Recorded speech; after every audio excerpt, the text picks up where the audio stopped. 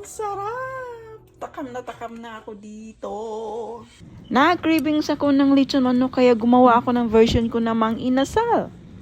Meron nga ako ditong 5 pirasong chicken leg quarter para sa gagawin kong lechon manok. Kaya dito magre-ready ako na pang marinate ng ating manok. Ang una ay Mamacita's oyster sauce, tapos dato puti soy sauce, ketchup para pang pakulay ng ating marinade, tapos pipigaan natin ng isang buong lemon juice. Kung wala naman kayong lemon, pwede naman kalamansi.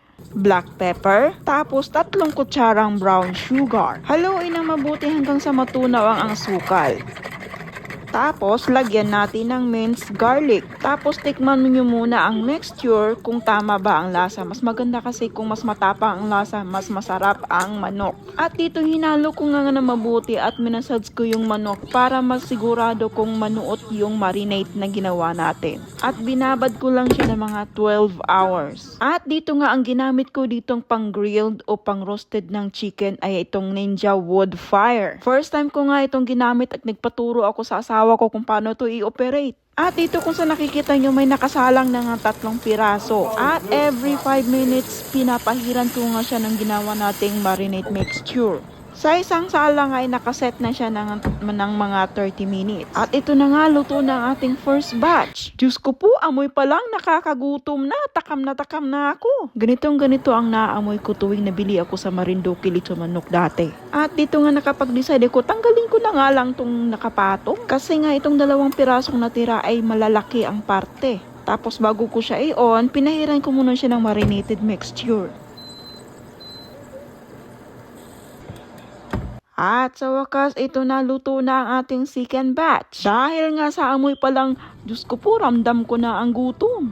At ito nga nag-sprinkled lang ako ng spring onions para naman presentable tingnan kunwari.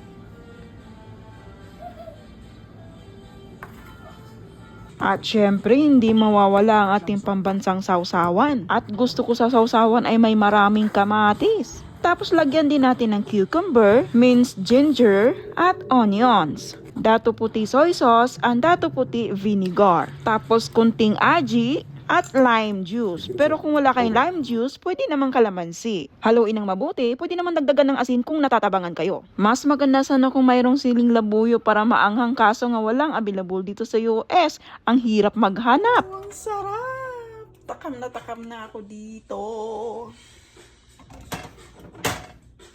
Ito na siya, oh. Ang bango, gabi. Ang bango. Sobrang. Siyempre, ang ating sausawan. Pinoy sausawan. Wala nga lang akong siling haba. Wala ako. Ayan. Okay na to. Mas gusto ko talaga yung maanghang. Kaso wala talagang available na sili dito. Ang hirap humanap ng sili. Okay. Magtiis na ako sa hindi maanghang, pero goods na yan.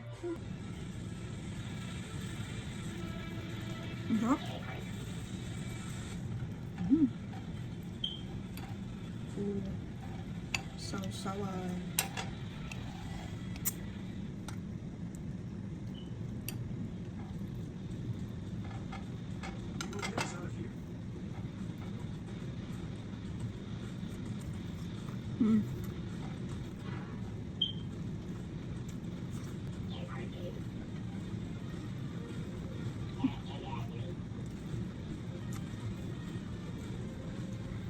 Parang mag-inasal yung lasa.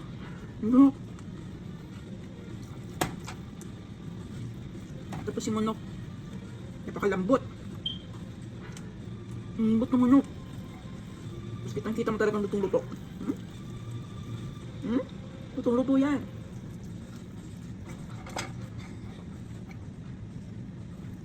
Sarap din ang sausawan. Sayang wala nga ang sili. Sarap.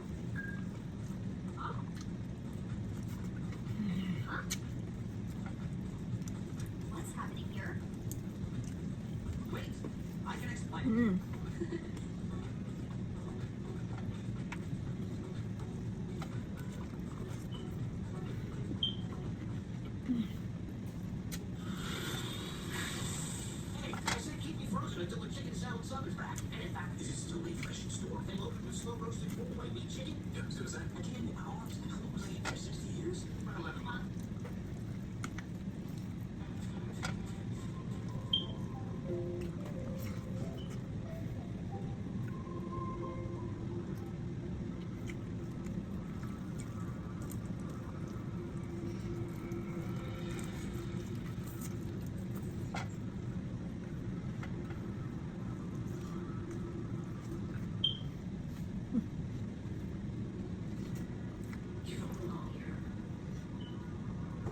Ang sarap po ba?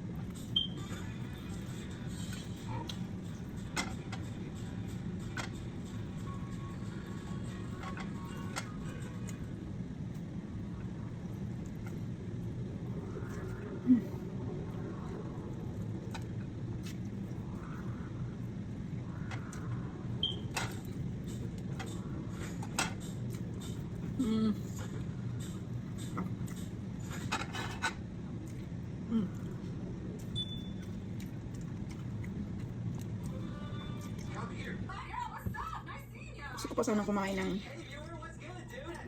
ice cream. Kasi busog na ako.